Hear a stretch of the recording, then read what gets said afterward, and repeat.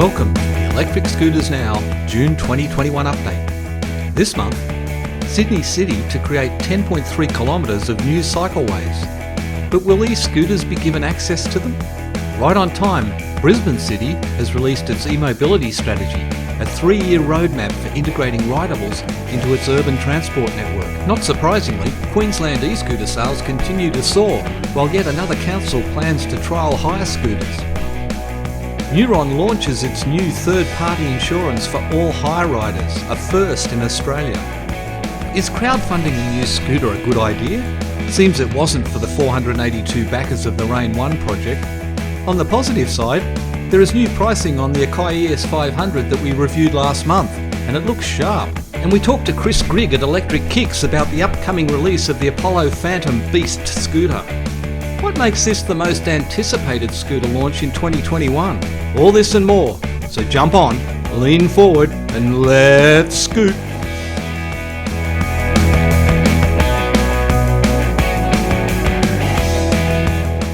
So if you're a cyclist in Sydney, there was some good news this month, with Clover Moore's announcement on pop-up cycleways. It seems that these have been so popular that the City Council is going to make some of them permanent. These will be the separated cycleways on Pitt Street in the CBD and Henderson Road, Railway Parade and Bridge Street, Erskineville. When COVID hit, we worked with the state government to install pop-up cycleways, a key element of its emergency transport response, Lord Mayor Clover Moore said. These cycleways have shown us that we can make roads safer for riders, calm traffic and create attractive environments that leave room for people, provide space for outdoor dining and support surrounding businesses. Now let's just go back to when these pop-ups were first proposed in May 2020. Back then, New South Wales Transport Minister Andrew Constance announced the initiative alongside Sydney Lord Mayor Clover Moore. Mr Constance said, "The state government will contribute $4 million to establish the bike paths and will consider leaving some of them in place after the pandemic is over." And so it shall be. Now this is a great thing for commuters and the environment of inner Sydney. But why are these cycle lanes not being made available to e-scooter riders? They provide a safe thoroughfare that is segregated from both cars and pedestrians and would be ideal for scooter commuters. Well, of course, my question is rhetorical since you know the answer. Mr Constance hates e-scooters. But here's the thing. If you pay rates in Sydney or GST anywhere, then you are paying for these bicycle lanes. And if you own an electric scooter, you should be pretty cheesed off that you are denied access to infrastructure that you have paid for. So after you've finished watching this June update, I suggest you take to your computer and put that question to Mr Constance yourself. To assist, I've put his email address in the description section below. As promised, Brisbane City has released its 3-year strategy for eMobility, and it's an impressive document. In his introduction, Councillor Ryan Murphy provides the context. This document outlines Council's priorities on eMobility, including our policies, plans for infrastructure and safety considerations for future partnerships. He goes on to make this important and cautionary point for other jurisdictions.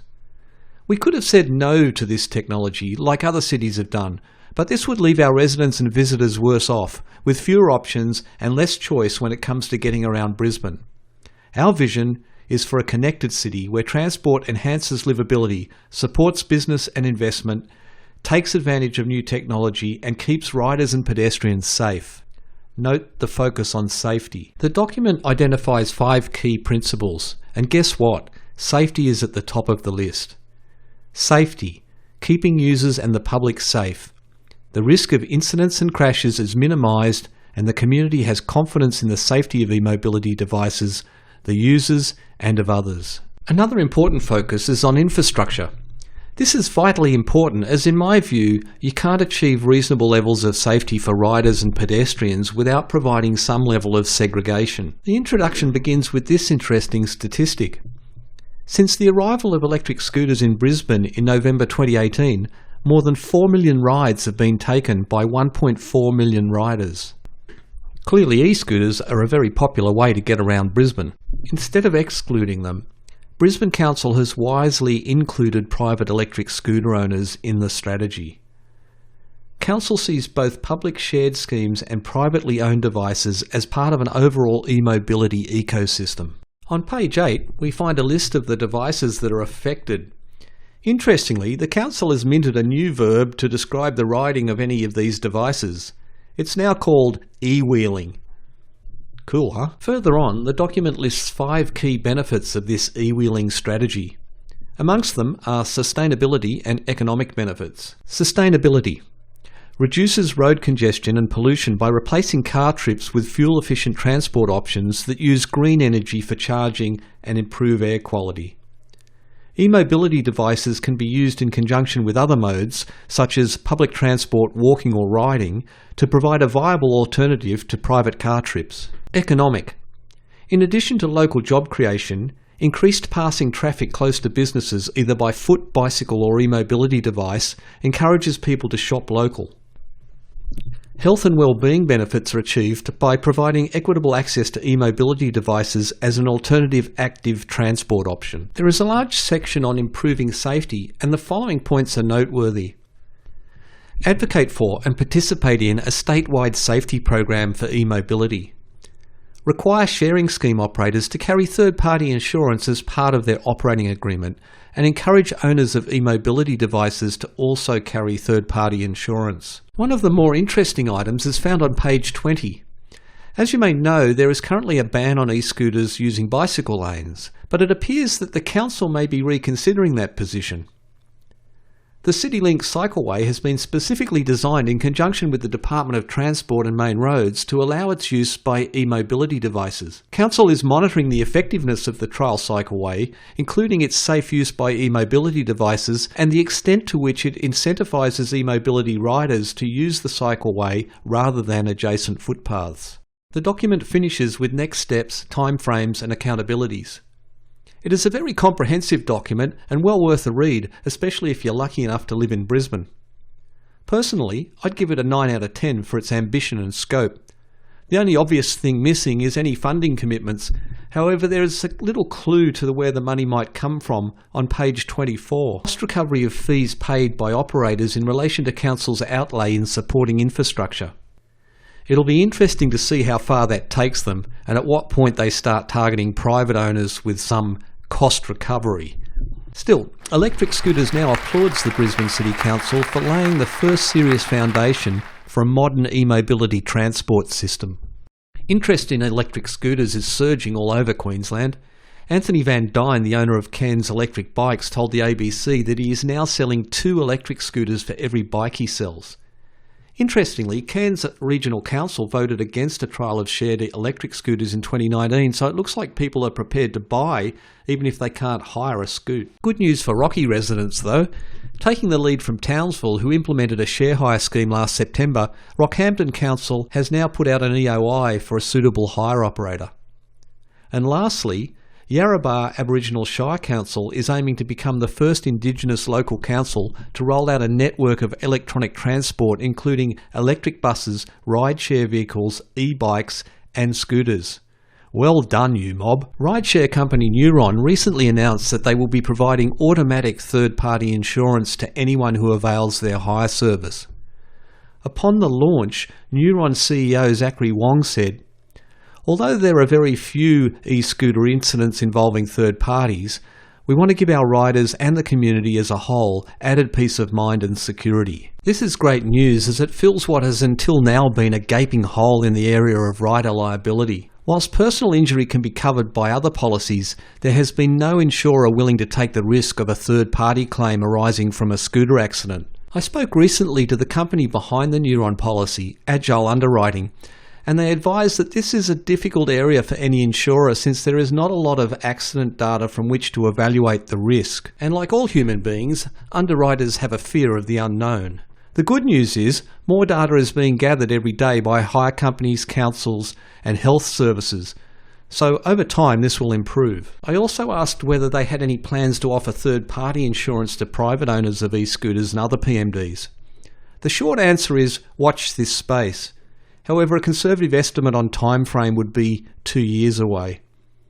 Electric scooters now will stay in touch with Agile to see how things progress, so watch this space. Our next story is rather sad, especially for the true believers who stumped up cash to support the Raine 1 project via Kickstarter. If you don't know, the Raine 1 electric scooter was the brainchild of a team of Melbourne entrepreneurs.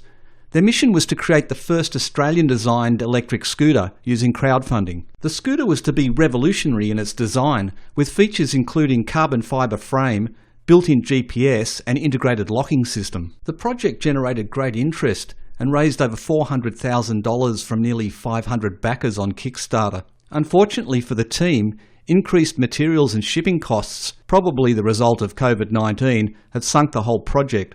On the 4th of June, Anova, also known as Raine 1, posted this announcement on Kickstarter. And this. Sadly, we can't send the backer funds back. They have been used in the project in our investment in patents, IP, stock and materials, tooling. However, if and when we relaunch, we will honour the reward and provide a product then. So for now, it's an indefinite pause, not an end of the project. We sincerely hope for the team and their backers that somewhere down the road the numbers come back into the black and they're able to finish this bold project. After all, an Australian-designed scooter would be a great thing. Meanwhile, the lesson for anyone backing crowd-funded projects like this is simple. These projects are risky and you should not invest more than you can afford to lose. What's new? How is the world treating you? So last month we reviewed the new Akai ES500. At the time it seemed reasonably priced at $1,000. Well, in the face of increased competition in what's becoming a crowded e-scooter market, Eco-Rides have dropped the price to $700 this month. So if you were thinking of buying that 9-bot or Xiaomi, then perhaps this is worth a second look. Okay, so today we have a real treat for our viewers. I've got Gryg on the line from Electric Kicks in Melbourne, and we're going to talk about the upcoming launch of the new Apollo Phantom. So welcome to the program, Chris. Thank you very much for having me, Mark. It's good to be here. And hello to all the electric scooter fans and your listeners out there. And before we get into the scooter itself, Chris, can you tell us a little bit about Electric Kicks? How did you come to start this electric scooter business in Melbourne of all places? And what's your vision for the future of your business? Yeah, well, we're actually broadcasting right now from the Electric Kicks headquarters here in Melbourne. This is our showroom, and we've got 2 warehouses now, but it's really grown so fast.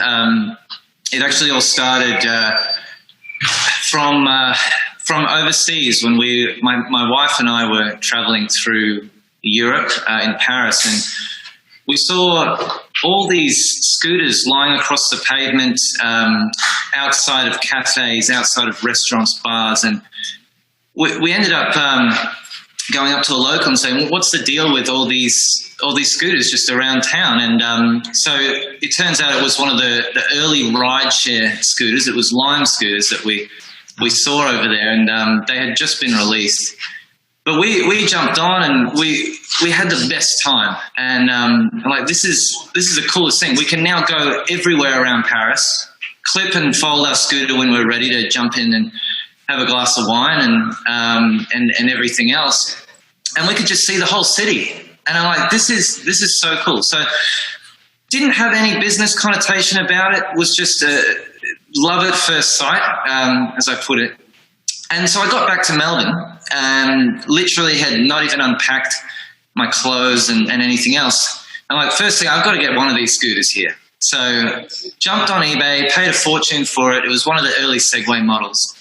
And as soon as I got it, it was just, everything became easier. I could jump out the door, just like we were in Paris. We could go, I was riding to work every day, living in Hawthorne, commuting to Richmond every day. And it was just great. Lunchtimes, I could go anywhere.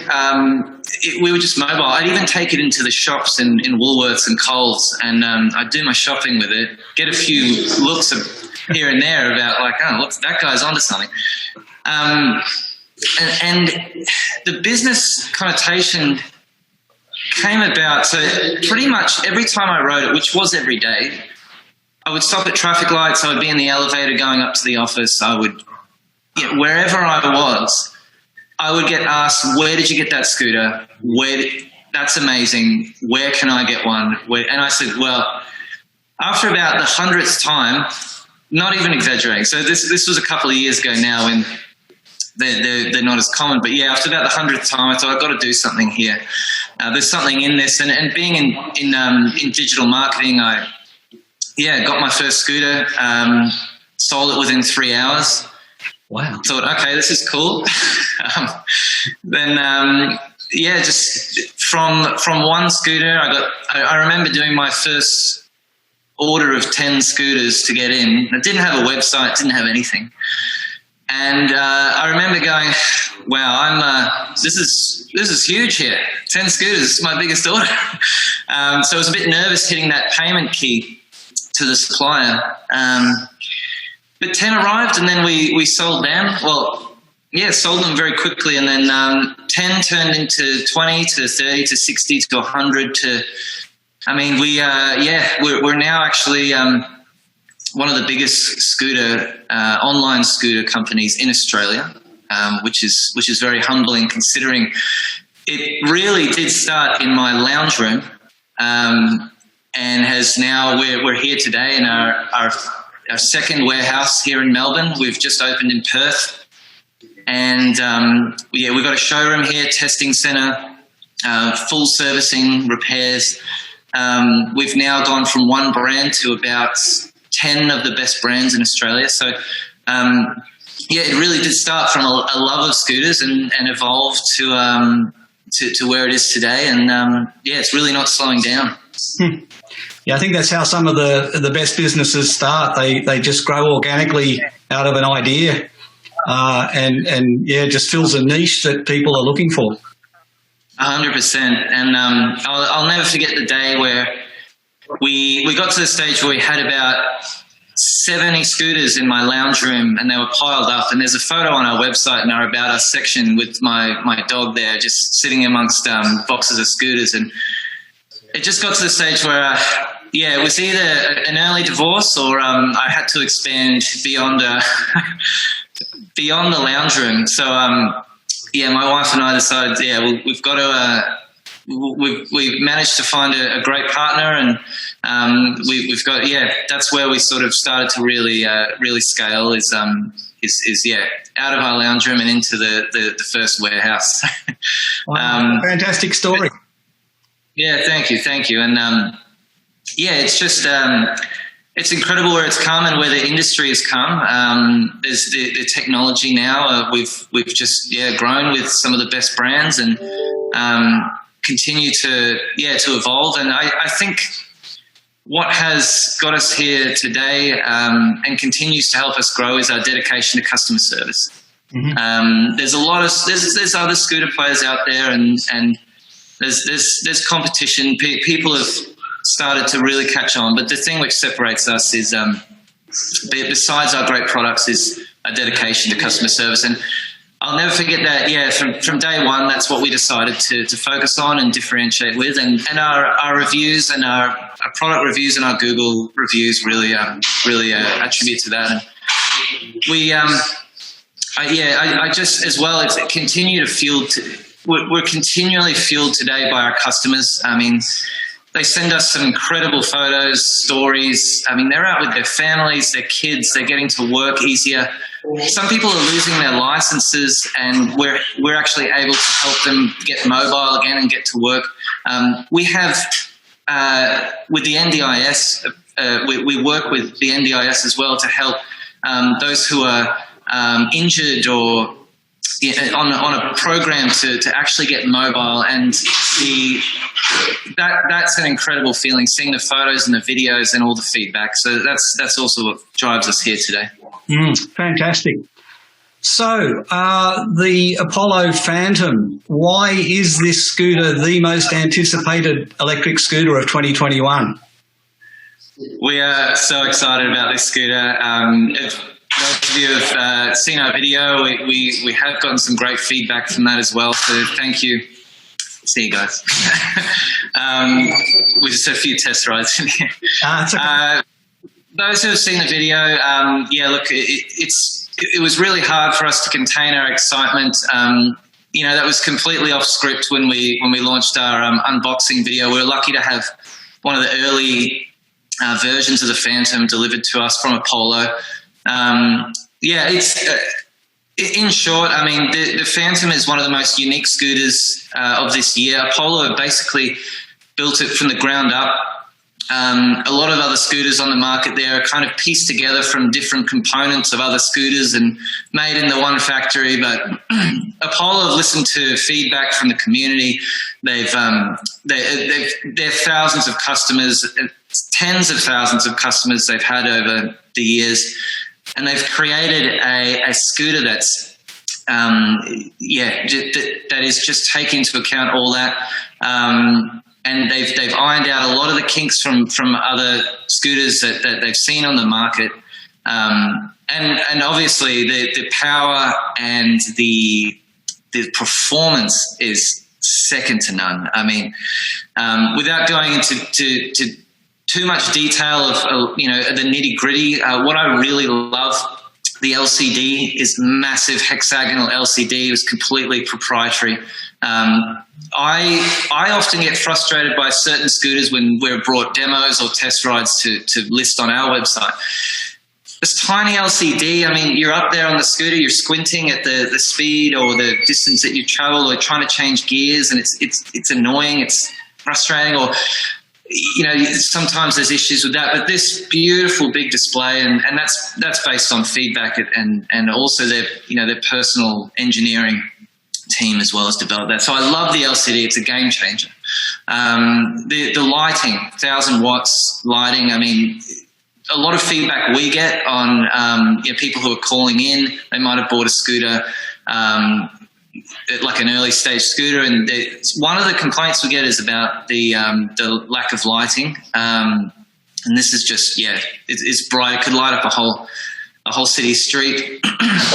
So people traveling at night too, people getting around. I mean, this is not only a safety thing, but it's a comfort thing. And that's been really powerful.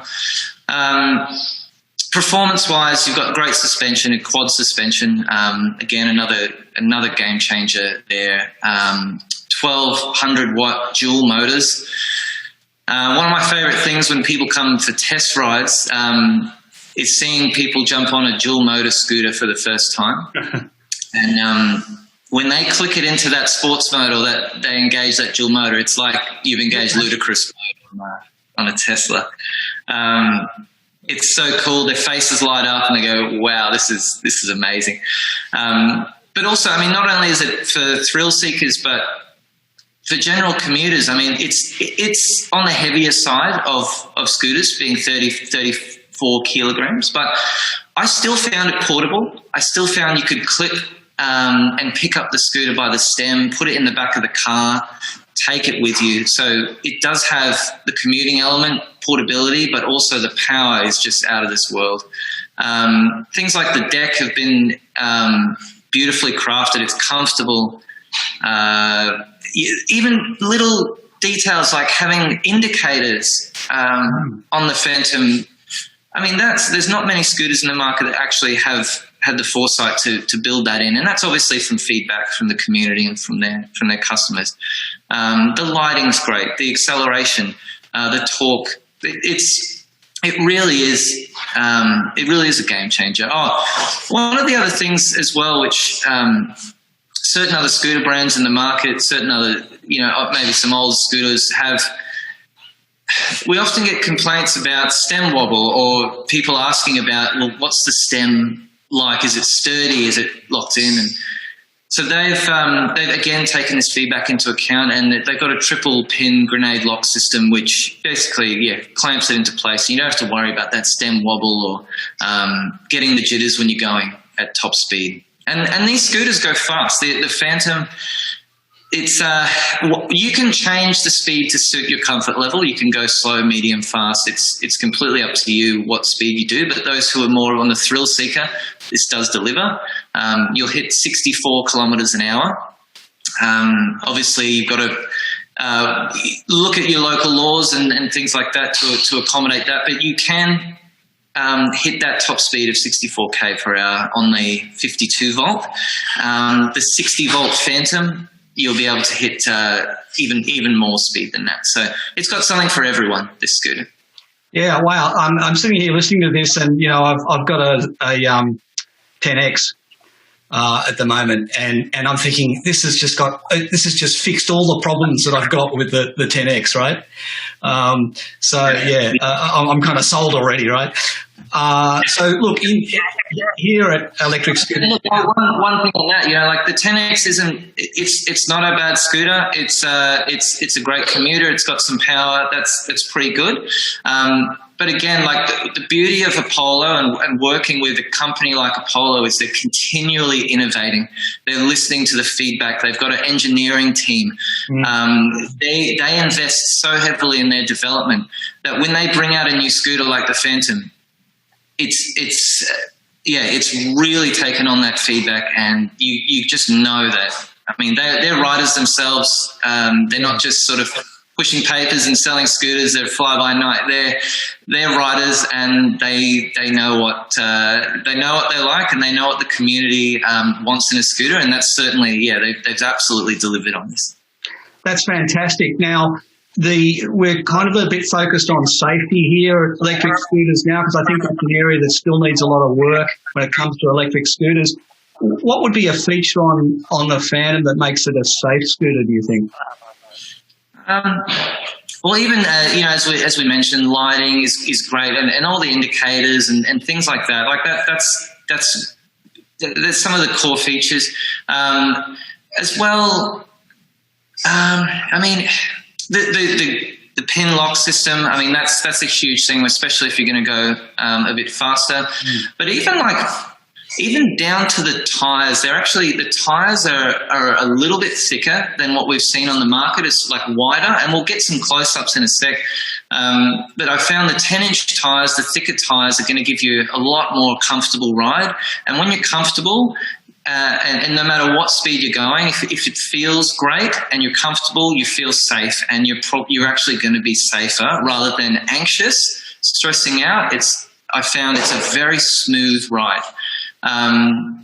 So the tires are great, all-terrain tires it comes with. So you can go on grass, on gravel, on wet surfaces. You don't have to worry about slipping, sliding, and anything like that. I found the braking system is probably one of the more important things that people look for in safety. And in particular, so we've got two versions of the braking system available for the Phantom. So we have the 52-volt Phantom with regular brakes, and it's got dual front and back disc brakes. Now, these disc brakes, I've tried a lot of disc brakes on the market from various scooters. I found the regular disc brakes they do hold up at high speeds. And I found that the braking system, even on the regular brakes, is great. If you want that next level up, the hydraulic brake system obviously is going to be better performance, lower maintenance, but the hydraulic system as well. Apollo have actually used nut hydraulic brakes. There's a lot of hydraulic brakes out there, but nut hydraulic, definitely one of the leaders in the hydraulic brake category. So, braking system is definitely world class.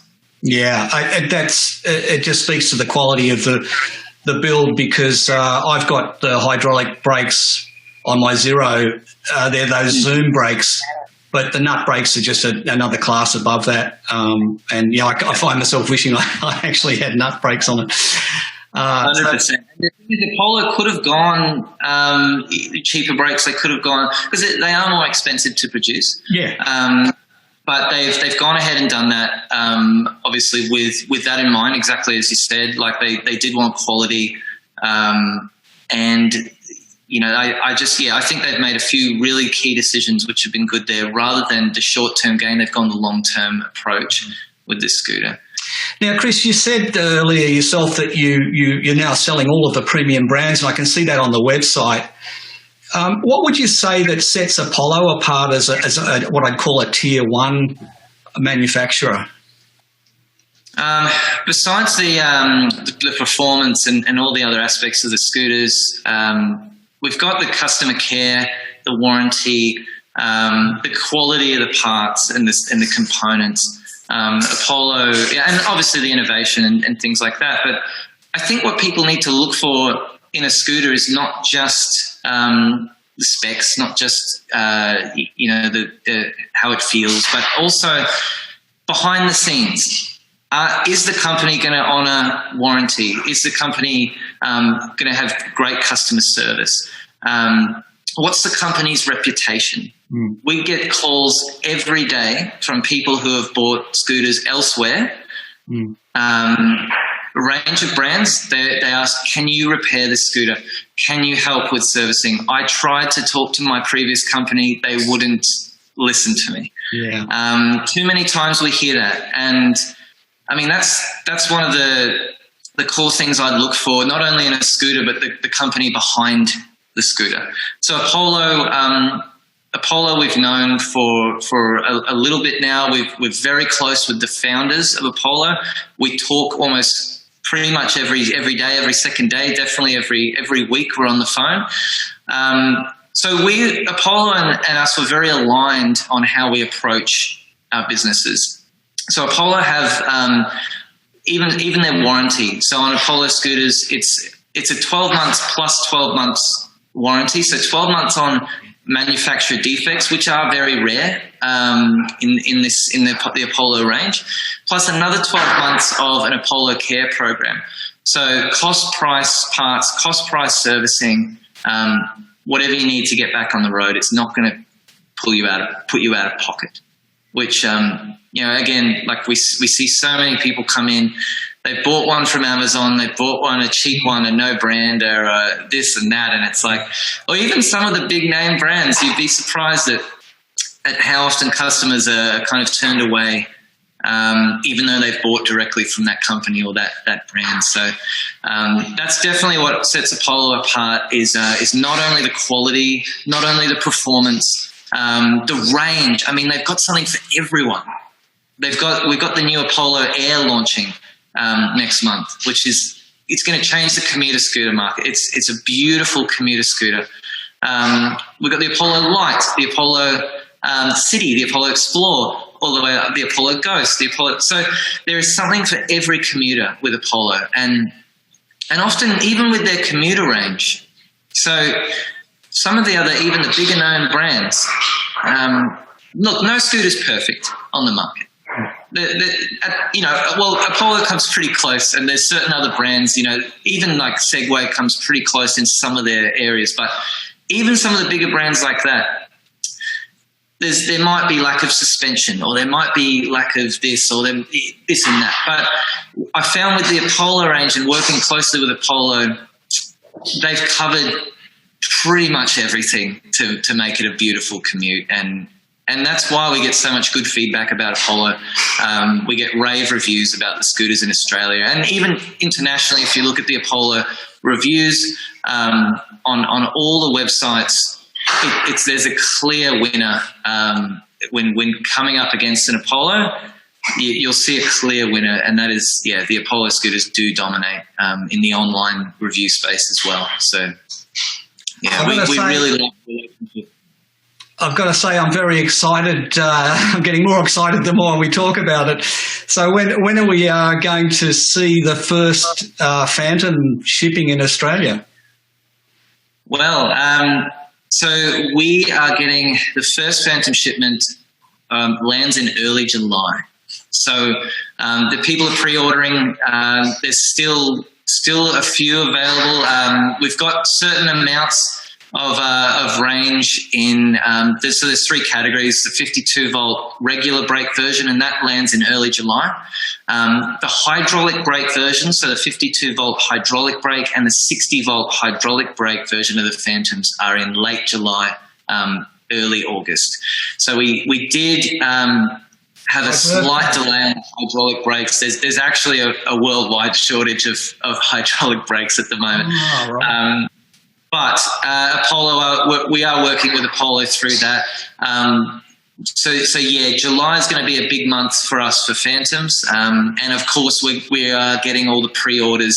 All the pre-orders will go out as priority, first preference. So we estimate the first one will ship around the 4th of July here in Australia, or around that time. So yeah, we're really excited about getting the scooter out to everyone who has pre-ordered, and there are still pre-orders available. The 60-volt hydraulic is selling out very fast, so we are likely to sell out pretty much probably will sell out of most units in the next month or so. So I would get in quick if you'd like to pre-order. So this is what I wanted to check with you. I understand you're the Australian distributor for Apollo exclusively. So yeah. Are you given an allocation, or is Australia given an allocation on numbers of the product, and when that's gone, it's gone, or how does that work? We'll be and we are very proud to be the exclusive distributors of Apollo scooters in Australia. It's a relationship we really value, and it's certainly shared with Apollo, so we're very happy with that. As far as the Phantom range, there's been so much demand around the world because Apollo do ship everywhere around the world. Europe, everywhere around Europe, the US, of course Canada and beyond. So as far as allocations, we are just going to get as much as possible. As soon as this shipment is sold out, which it will sell out, we will continue to get the Apollo Phantom in. It's just a matter of you might have to wait a little bit longer because, production time at the moment is absolutely overflowing. But we will continue to bring this product into Australia. But yeah, it does take time. Well, now it sounds like it could be harder to get your hands on than a COVID vaccine at the moment. With that in mind, how do I get my name against one? How does this pre-order system work? Do I pay a deposit? And while we're on the subject, what sort of money are we up for on the three levels? So we do have it on special for those who want to jump in for pre-order. So they will get a discount as a pre-order special. We are taking full payments upfront online, and that's just because of the demand for the scooter. So the 52-volt regular brake version of the Phantom is $2,499. The 52-volt hydraulic brake version is $2,799. And the 60-volt hydraulic version is $3,199, which when you take into account the caliber of scooter and you compare to some of the others on the market, it's an absolutely amazing an amazing buy. Yeah, especially it's an awful lot of scooter for that money. I've got the 60-volt 010X, and I paid a similar price, but it sounds like it's only half the scooter. It's still a great scooter. I don't get me wrong, I enjoy riding it, but I've had to add things to it that, like lighting, for example. I can't read the display, like you said, so I have to rely on my phone. I've had to put a steering damper on it. It's like I've added lots more things to it that have all added to the cost. 100%. And scooters are an investment at this level. I mean, people who get scooters at this level will be holding on to them for years to come. Even the technology now that's available, the batteries are incredible. They're incredible battery life. The Dynavolt batteries that Apollo use, the quality has leapfrogged at the moment. They are an investment, but they will last. They will go the distance. Yeah. And a lot of people do start with maybe a Zero or maybe a Segway or one of the commuter scooters, and they ride it, they love it. Then they go, okay, what's next? What's the next level? Or maybe I want more performance up hills, or maybe I want to try a dual motor scooter, or performance. Maybe I want to go a little bit more off road, or even maybe I just want to get to work faster. And have a bit more acceleration and be able to take something out on the weekends for a bit of a thrill ride. And so that's why people tend to start on the commuters, and then they go, cool, let's check this one out, because this is going to be a lot of fun. Yeah, I think the hire scooters and the Xiaomis and the Ninebots are like a great gateway drug, you know. Yeah, it's sort of like your story from Paris. You know, you try it once and you just got to get something better, right? Once you're hooked, that's it. It's no turning back once you've taken the scooter. Stories, you know, I get stories on my channel of people that have sold their cars and they own 3 scooters, you know. 100%. That's what we're finding. You know, I sold my car, or, you know, I bought one and then my wife or my husband kept using it, so I had to buy another, and then the kids wanted it, so I had to buy. We're seeing full families going out together on scooter rides. We're seeing just this explosion in e-scooters, which is so incredible. Especially, you know, we're still in our early days of e-scooting. I mean, a lot of states are having to catch up, and I mean, this is what the people want. It's helping with so many things. It's so positive for communities. Not only that, but as far as, you know, scooters take traffic off the road. I mean, congestion, emissions. I mean, parking. Try parking in Melbourne, in the CBD. Even now, good luck. So this, you know, whether it's Sydney, Melbourne, Cairns, Tasmania. I mean, we have customers all over Australia. We sent a scooter to Humpty Doo.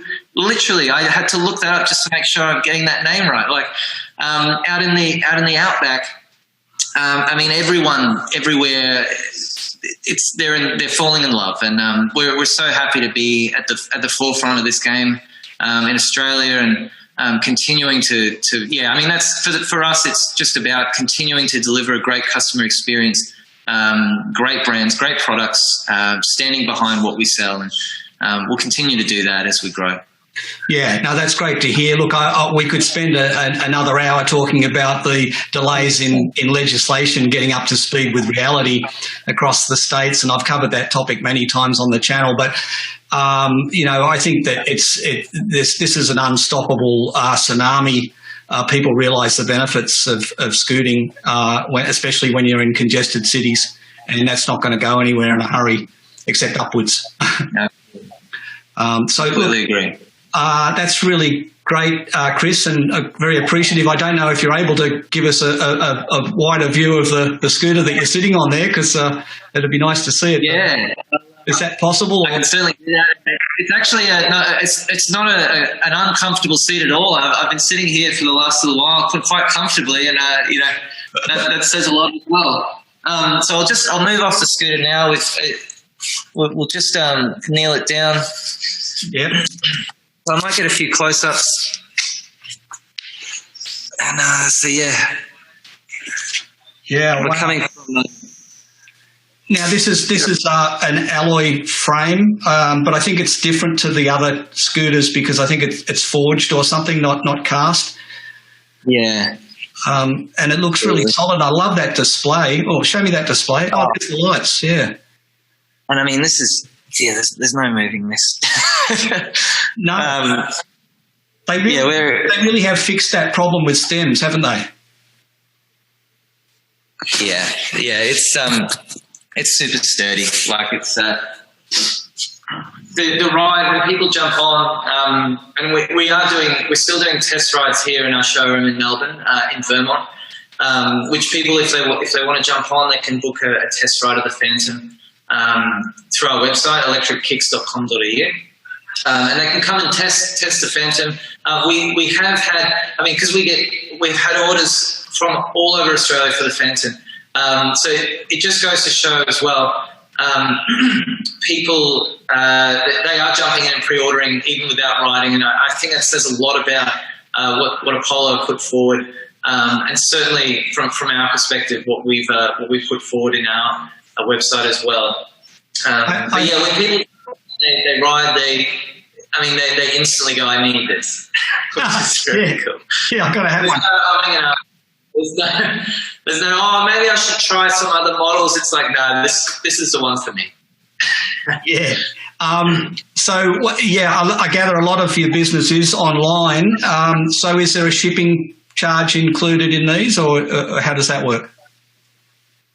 We do free shipping site-wide on every product under Electric Kicks on the website. From accessories. There's no minimum either. The Phantom's free shipping included. And that's another thing we decided from day one, is to just make it easy for people. No hidden fees, just straight up. This is the price.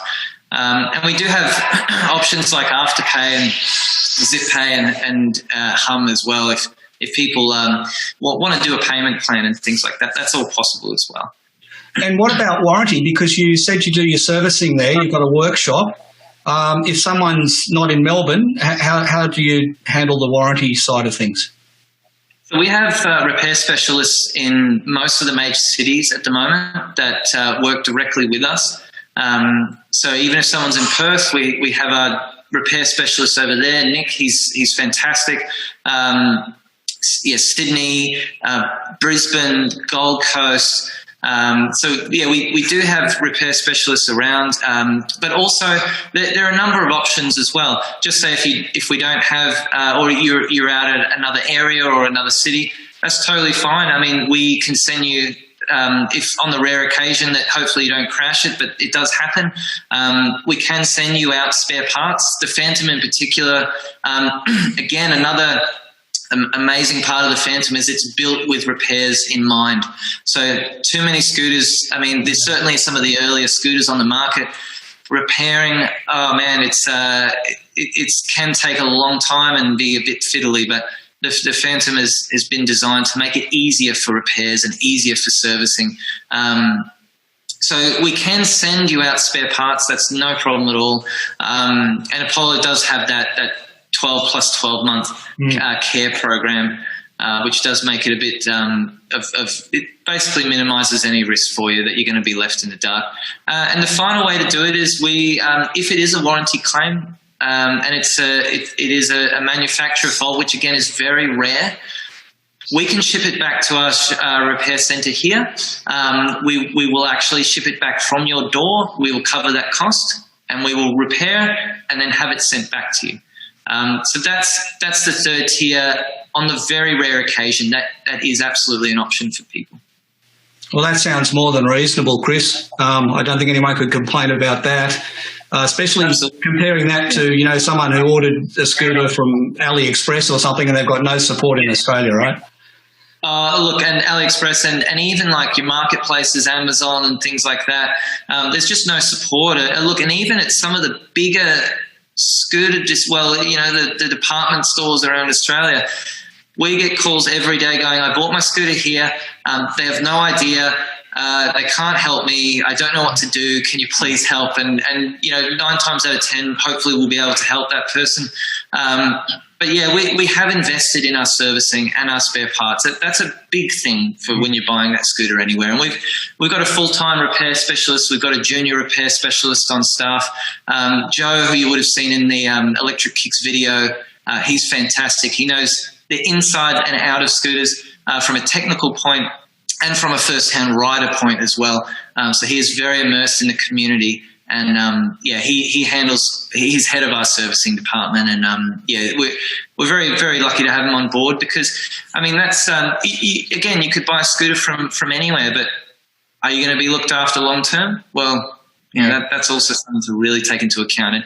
And with Apollo, that's something that we wanted to synchronize with their worldwide brand. So whether you buy Apollo in Canada, in the US, in Europe, and certainly in Australia, we wanted to align ourselves exactly what Apollo's put out there and lives with their business by. We wanted to also do that too.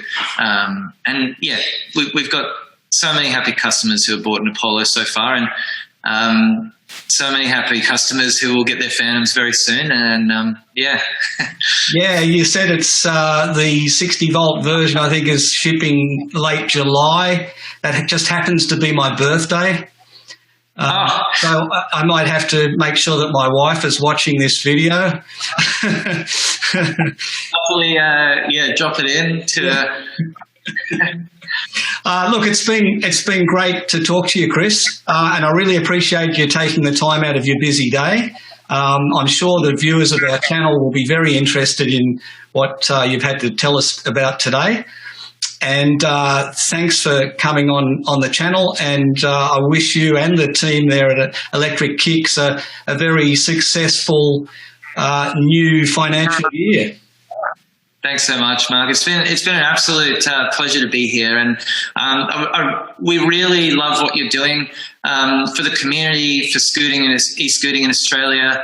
I just think it's fantastic. I was talking to Joe this morning as well, and we're just rapt that there is people like you that are pushing forward you are supporting the community with your viewers and your content, it's been so good to chat with you today, and please keep doing what you're doing. It's fantastic, and if we can ever be a part of things in the future, let's definitely catch up again. Fantastic. I look forward to it. Thanks again, Chris. Right. Thanks a lot. Bye-bye. See you later.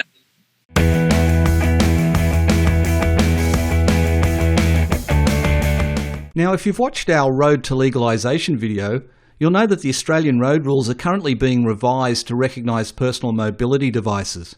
This task is being carried out by the National Transport Commission, and at the start of the year they set a target to have it done by May 2021. So we checked in with the NTC to find out where things are at. I received this email from Ron Grasso at the NTC advising me that the project lead had been seconded to another project for a while. He went on to say that the new revision would be published in due course. Not being one who readily accepts bureaucratic fob-offs, I pushed Ron for a more specific date. I pointed out that there is a review of state laws underway in Tasmania, and the new Australian road rules could inform that review. This was Ron's reply, so we'll follow up on that story in August.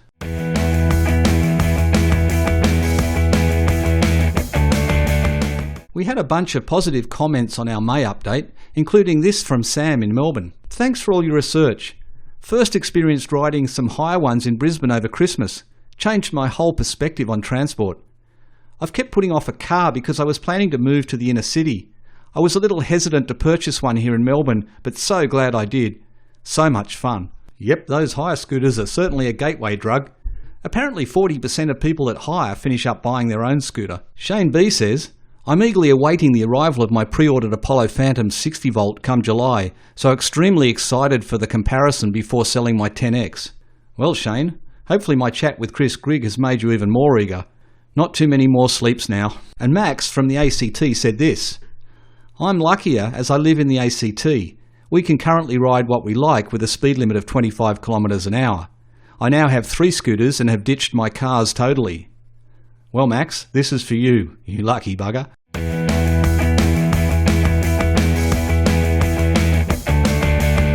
Well, that's it for this update. I hope you found this information useful, and if you have suggestions for future topics, please leave them in the comments section. Also, if you're lucky enough to be riding any of the new scooters reviewed in this channel, please let me know what you think of them. You can do this by emailing me at the address shown on the About tab. To make sure you catch future updates, please subscribe to my channel and hit the bell icon to be notified of new content. Till next time, thanks for watching and ride on!